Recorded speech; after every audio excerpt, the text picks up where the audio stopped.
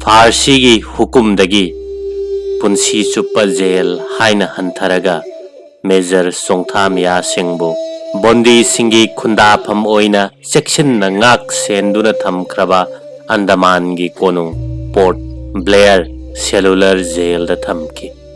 महाक मथंत नते अंडमान की जेल दा थमकीबा इंग सोक लिशिंग अमगा सनिपान मरिबुद्रा माथोई की थौदोक ता चेनबा मियोय पुन्ना कुनिथोइनी समुद्र वांगमदा लैबा अंडमान हाइबा इथतसी मतम मदुददी ओंथोकना लापख्रे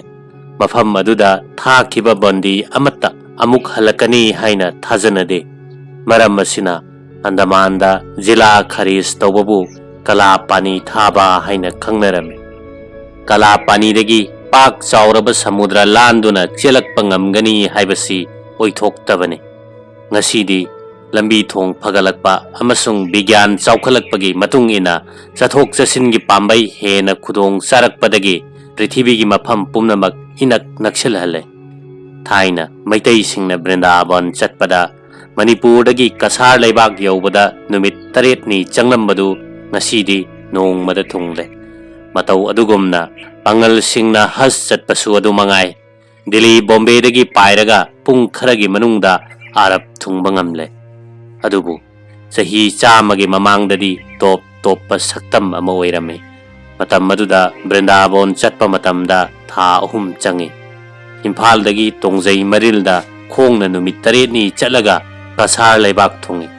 सिलचरदगी रेलगाड़ीदा वृंदावन यौई पाक हेक चटपा ngamnadabana राधा कुंददा था अमरोमदी लैने सा कैना थल्लबा सांगलबा चिंगनुंगी लंबी खोंगना चटपगी अवाबा अदुना मरम ओइदुना अहन ओइरबा मियोय कया मरैबाक मणिपुर यौना हलकपा ngamdana वृंदावनदा सीबा अमसुंग लंबीदा सीहौबना कोंगाइनी मरम असिना मतमदुदा वृंदावन चलमदाइदा मिसी मिनागी मतमदा तौबगुम यामना कपना लाउनरगा विदाई तौनरमे मरमदे तंबा ngamba nate हलकनी हलओई खंगदे मतौ अदुगुमना पांगल सिंगना मकादा हस की ट्रिट सत्पा मतमदसु यामना कपना लाउनरगा मरी मताना थिंदोकने अदुगुम्बा मतम अदुदनी इंग सोक लिशिंग अमगा सनिपान मरिबुद्रा माथोइगी लालहौबा याउरुबा मराल लैरबा मैतई सिंगबो ब्रिटिश सिंगना कला पानी थाखिबा मखोई अमुक हलकनी हाइबसी कनानसु थाजदे ब्रिटिशना कला पानीदा थाखिबसिंगे मनुंगदा ममिंग खरदंग पंजरबदा अहानबदा सिरजुत कुलचंद्र सिंह महाराज इंग सोक लिशिंग अमगा सनिपान मरिबुद्रा मंगादा कला पानीदगी थादोरखी अमसुंग बिहार की हजारीबाग जेल दा लैखी मफम मदुदगी अमुक मतम खरा लैरगा थादोक्लबा मतुंगदा राधा कुंददा बास तौदुना लैरमलगा इंग सोक लिशिंग अमगा चमापन कुंथ्रा मरीगी जनवरी थादा मफम अदुदा नोंगाखी अनी सुबदा अंगौ सना सिंह सेनापति महाकी संपत्ति पुंबा ब्रिटिश न मत्लगा सोक लिशिंग अमगा सनिपान मरिबुद्रा माथोइदा कला पानीदा बंदी थमकी सोक लिशिंग अमगा सनिपान मौद्रा तरेता कला पानीदगी थादोकलगा पेंशन पीदुना हजारीबाग जेल दा अमुक मखा ताना थमकी अहुम सुबदा लोकेंद्र बिरजित सिंह वंखईराकपा महाकी संपत्ति पुंबा ब्रिटिश न मत्लगा सोक लिशिंग अमगा सनिपान मरिबुद्रा माथोइदा कला पानीदा थाखी मफमदुदगी सोक लिशिंग अमगा सनिपान मरिबुद्रा तरेता थादोकलगा वेस्ट बंगाल की नदियादा मतम खरा लैरमलगा मफम अदुदा नोंगाखी मरी सुबदा सामू सिंह कर्नेल लुवांग निंगथौ महाकी संपत्ति पुंबा ब्रिटिश न मत्लगा लिशिंग अमगा सनिपान मरिबुद्रा माथोइदा कला पानीदा थाखी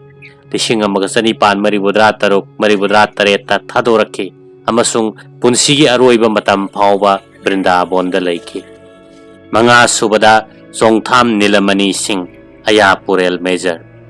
महाकी संपत्ति पुंबा ब्रिटिश न मल्लगा लिसिंग अमगा चनिपान मरिबुद्रा माथोइदा कला पानी थाखे। लिसिंग अमगा चनिपान मरिबुद्रा तरुक मरिबुद्रा तरेता कला पानीदगी थादोरकलगा वृंदावन लेखी अमसुंग मथंग चहीदा नोंगाखी। तरुक सुबदा चोंगथामिया सिंह मेजर सोक लिसिंग अमगा चनिपान मरिबुद्रा माथोइदा कला पानीदा थाखे। लिसिंग अमगा चनिपान मरिबुद्रा तरुकता जेलदगी थादोरकलगा वृंदावन लेखी। मतम खरा लेरमलगा वृंदावन थादोकलगा तखेल लेबाकता चटखी अमसुंग मफम मदुदा महाक पुंसीगी अरोइबा याहिप तानखी। तरेत सुबदा उरु सिंह उत्सवा साहेब मंगा कक्नबा पुथोरकपा संतरी सिंगी मनुंगदा अमने सोक लिसिंग अमगा चनिपान मरिबुद्रा माथोइदा कला पानीदा थाखे। जुलाई लिसिंग अमगा चमापन सुबना तरुकता चही 15 लेरगा थादोरखे। थादोरकलगा असम की दरंग जिला लेहनखी। निपान सुबदा चाउबा हैदर बचाहल महाकसी निंगथौगी लानमीदा याउबा मैतै पांगलने संतरी की थबक पुरमे। लिसिंग अमगा चनिपान मरिबुद्रा माथोइदा कला पानीदा थाखे। चही 15 बंदी थमलबा मतुंगदा सोक लिसिंग अमगा चमापन सुबना तरुकता थादोरखे। अदुबु मणिपुरदा चंगहनखिदे असम की दरंग जिला लेहनखी। मापन सुबदा गुण सिंह खोमद्राम साहेब मंगा हानबा पुथोरकपा संतरी सिंगी मनुंगदा अमने लिसिंग अमगा चनिपान मरिबुद्रा माथोइदा पोर्ट ब्लेयर थाखे। जुलाई लिसिंग अमगा चनिपान मरिबुद्रा तरुकता थादोरखे अदुगा असम की दरंग जिला लेहनखी। 10 सुबदा खंब सिंह लाइस्रबा साहेब मंगा हानबा पुथोरकपदा यावबा संतरी अमने लिसिंग अमगा चनिपान मरिबुद्रा माथोइदा कला पानीदा थाखे। चही 3 लेरगा दिसंबर 13 लिसिंग अमगा चनिपान मरिबुद्रा मरीदा कला पानीदा सीखी। 11 सुबदा धज सिंह मयेंगबा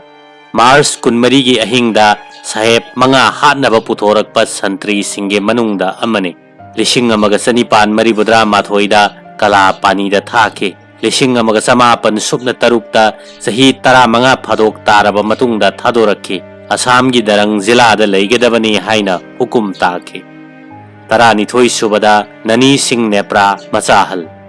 मार्च 14 की अहिंगदा साहेब मंगा हानबा पुथोरकपा संतरी अमने लिसिंग अमगा चनिपान मरिबुद्रा माथोइदा कला पानीदा थाखे। लिसिंग अमगा चमापन सुबना तरुकता थादोरकलगा असम की दरंग लेखी। 13 सुबदा त्रिलोक सिंह नोंगथोंबा संगलिंग सिंगी मकोकने सोक लिसिंग अमगा चनिपान मरिबुद्रा माथोइदा कला पानीदा थाखे। करम्बा मतमदा थादोखी हाइबा रेकॉर्ड थीबा फंगदे। 13 सुबदा धन सिंह सगोल सेंबा साहेब मंगाबु मार्च 14 की अहिंगदा मंगा कक्तुना हाटखिबा संगलिंग मनुपाने लिसिंग अमगा चनिपान मरिबुद्रा माथोइदा कला पानीदा थाखे।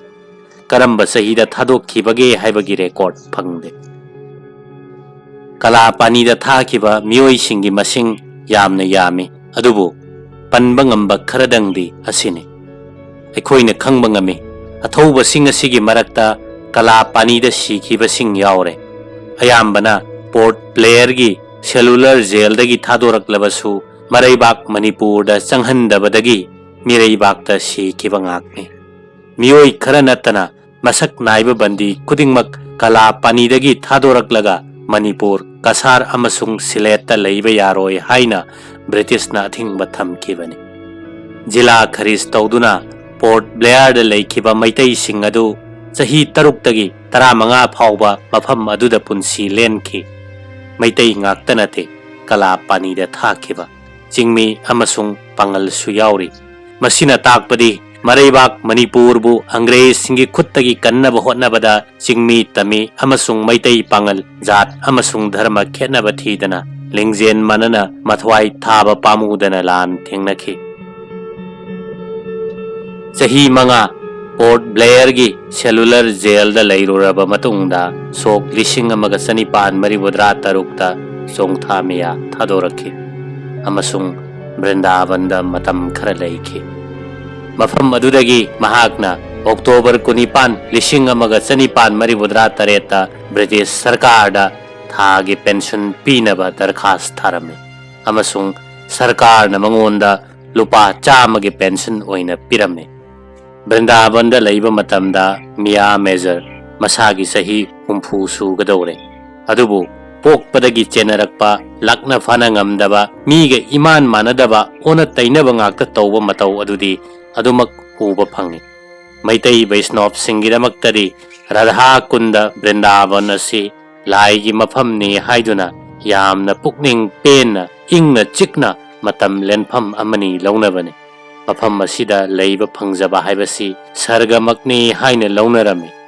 जेलदगी थादोरक्पा मैतईगी अंगम्बा फमनाइबा याम्बा पुंसिगी अरोइबा सरुक फाउबा वृंदावनदा लेनखिबने तवैगा मसुंग सोंगथामियादी मतम खरा वृंदावनदा लैरमलगा मफम सि नुंगाइत्रे लैनिंग्द्रे आई चटलगे हाइदुना वृंदावनदगी चटखिरमे ब्रिटिश सरकार की हुकुमदी कलापानी की जेलदगी थादोरक्पा बंदीसिंग असि कसार सिलेट अमसुंग मणिपुर नत्तना भारत की अतोप्पा लैनिंगबा मफमदा लैबा यागनी हाइबसिनी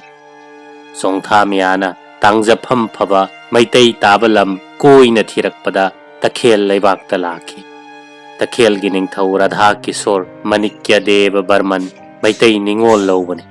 महाकी महारानी दु ढका ताबा देवेंद्रजीत की मसानुपीनी मतम मदुदा त्रिपुरा की कोनुंग अगरतलादगी किलोमीटर 12 चलगा नारायण खमर हाइब खुंगंग अदुदा चोंगथाम सगई की युमना कयामरुम यामना खुदकन पांगन लेरमे खुनगी मकोक ओइबा सरदार अदु चोंगथाम ngौबा हाइब मियोई अमने महाकपु चोंगथाम सरदार हाइरगसु खंगनै चोंगथाम मियाना चोंगथाम सगई ताबा नारायण खमरदा लाखी अमसुंग महाकी पुंसिगी अरोइबा सरुक फाउबा मफम असिदा मतम लेनखी इंसोक लिसिंग अमगा चमापन सुपना निपानदा महाक संसार थादोखी हिंगलिंगई मतमदा मेजर चोंगथामियाबु ब्रिटिश सिंगना महाकी नुंगसी जरबा मरई पाक मणिपुरदा अमुक हन्ना संहनखिद्रे मरम असिना खोंगजोम लानगी अथौबासी तखेल लैबाकता पुंसिगी अरोइबा यहिप तानखी तखेल लैबाकता लैरिबा महाकी मोंगफमदगी पेगलकपा लैबाक खरना महाकी मितम लाकलगा मेजर चोंगथामिया मेमोरियल कमिटी की मिहुत सिंगना मणिपुरदा पुरखी अमसुंग महाकी पोंगनफम ललामबुंग लमनुंगसी अमसुंग खोंगजोम की तेंगोल तंपाकता अक्टोबर 2005 लैरोन चंदुना मरैबाक मणिपुर की लैसागा अमत्ता ओइना तिनख्रे।